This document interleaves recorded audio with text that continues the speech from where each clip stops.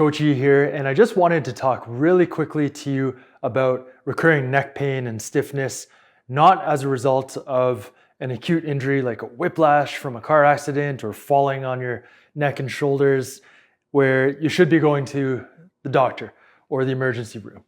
What I wanted to talk about was the recurring neck pain that you get where you wake up and you got some stiffness, or after a long day at the office, it's a little bit achy and you got the tension in through the muscles. That's the kind of neck pain that I'm qualified to deal with to get you long-term results. The reason why we're talking about this right now is because we just released the neck pain solution, which is on sale now. And I had to let you know about that because you are our loyal followers and you like what we do. So this program is a progressive program through 3 phases to start you off in a safe way and to progress you to the point where your neck can handle whatever it is you do with your life, whether it's play tennis, golf, garden, lift weights, whatever it is you do, the neck pain solution will help you to do it freely and without pain. Now, when it comes to neck pain, there are 3 primary reasons for a stiff and painful neck. And these are related but distinct. And there are more reasons, but these are the big ones. So when you address these ones, you can be assured that you're hitting the biggest targets and the things that most people have issues with, because it's just not something that they deal with on a regular basis. The first one here is something that we talk about so often: posture. When you have forward head posture, you're shortening up this area of the neck, and these vertebrae, the cervical spine, get into extension.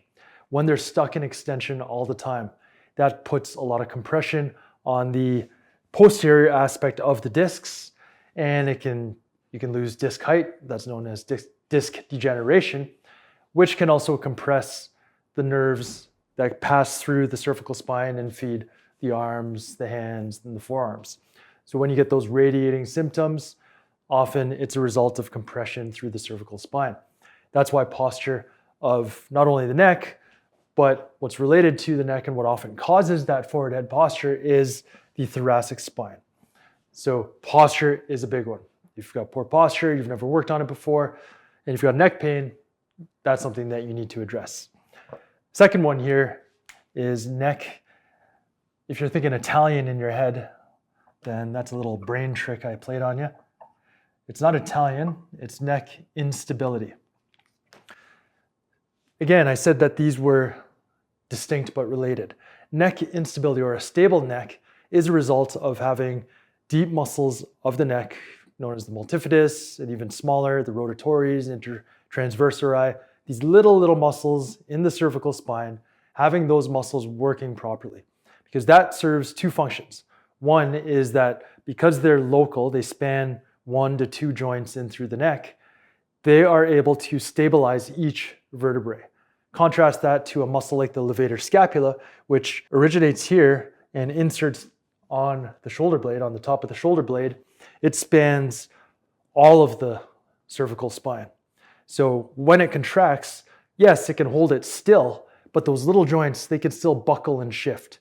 Whereas when the deep muscles of the neck contract, it holds each individual pair of vertebrae stable and strong. So neck instability is the result of the deep muscles functioning properly to provide that stability. The other function that these deep muscles provide is proprioception. They tell your neck what's happening, what position they're in, and it tells your brain what it needs to do. So they can react to these quick movements. So if you have to turn your head really quickly, these deep muscles can tell your brain, oh, we're turning really quickly. What do we need to do? We need to activate the muscles in a certain way to keep it stable. When you don't train those muscles, you lose those 2 functions. You lose the local stability and you lose that proprioceptive function. So neck instability is a big problem. The other part of that I alluded to there is when you turn your head quickly, you need that high speed reaction time. You need the muscles to be able to react quickly. So that's another aspect of the neck and training stability that is found in the neck pain solution. We'll teach you unique exercises to be able to stabilize your neck in a high-speed situation. The third one here is compensation for shoulders. I already mentioned the levator scapula muscle, which a lot of people have trigger points in, and it's one of those muscles that often gets tight and taut. It's always contracting because it's doing the work of those deep muscles. It's always contracting. So like any muscle that contracts all the time without rest, it fatigues, it gets overworked, and it gets achy and sore. There's other muscles in the shoulders that are really important to proper neck function. One of those, for example, is the lower trapezius. Now, why would the lower trapezius muscle be important for neck pain? When you lift your arms up overhead, there are three muscles that contribute to what's known as upward rotation of the scapula. The upper trapezius, the lower trapezius, and the serratus anterior. I mentioned lower trapezius, but the serratus anterior is another muscle that is really, really key for dealing with neck pain for the long term. If the serratus and the lower trapezius, which often don't work well in people, especially when you've got poor posture, if they're not working well, what has to pick up the slack? The upper trapezius and the levator scapula can help to compensate. When those muscles work more than they should, they get tight, they get achy, they get sore, and they get weak ultimately over time. And that's why when it comes to dealing with neck pain, you've got to look at the shoulders and deal with these compensations that might be occurring in the neck, and you're getting pain there, but that's where the symptom is. The root cause could be shoulder dysfunction, weak serratus anterior, weak lower trapezius, poor activation patterns. There's different things that could go wrong at the shoulders that cause the neck to be achy and painful. So these are three main reasons for a stiff and painful neck. There are other ones that exist, but these are big ones. And when you address these, you give yourself a really good chance of dealing with your neck pain for the long term. So I just wanted to do this video to let our YouTube community know about our new program, the Neck Pain Solution, because we've got other videos here and here that talk about the neck and give you exercises for it.